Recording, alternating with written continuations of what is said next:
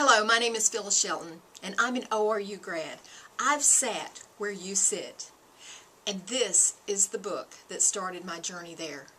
You all know it, Oral Roberts, The Miracle of Seed Faith. The reason I'm talking to you today is to tell you about a wonderful gift that God inspired me to make for you.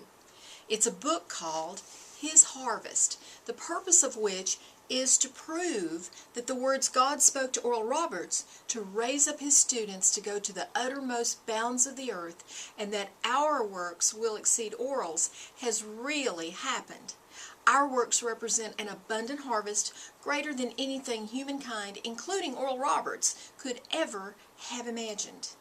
His Harvest is a collection of miracle stories that illustrate the principles of seed faith, the principles that underlie the very foundation of ORU, and without those principles, there could be no Oral Roberts University. God gave me the vision to put this book together in the middle of the night in 2003, and it was a 4-year project. And I'm talking about hours of working on it from hotel rooms all over the country, and also many hours of help from the ORU Alumni Foundation to gather and then edit the stories. Well, I was able to give it to Chancellor Roberts for his 89th birthday, which fulfilled the first reason God had me to do it, and that was to show him the amazing harvest that his seeds into ORU have produced. But the second goal that God gave me was to get it into your hands, the hands of the ORU students and faculty. And because of a string of miracles surrounding the inauguration of Dr. Rutland, including most importantly his permission to give it to you, His Harvest was able to be printed for Homecoming Chapel and given to you absolutely free. It's all paid for. So let me say this again. This is your book from God.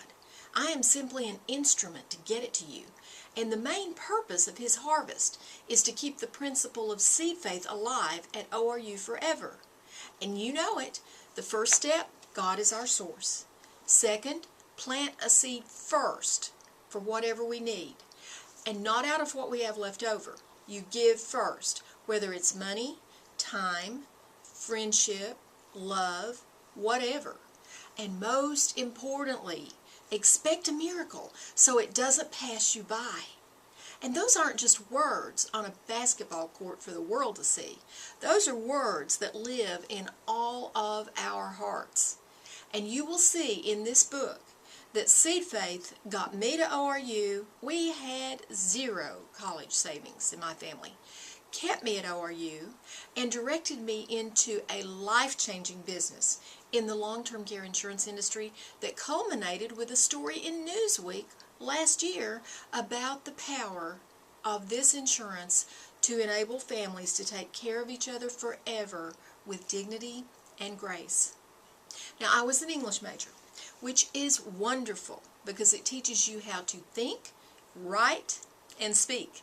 I had no business courses, and yet I've had a business career since 1978 and owned my own company since 1991.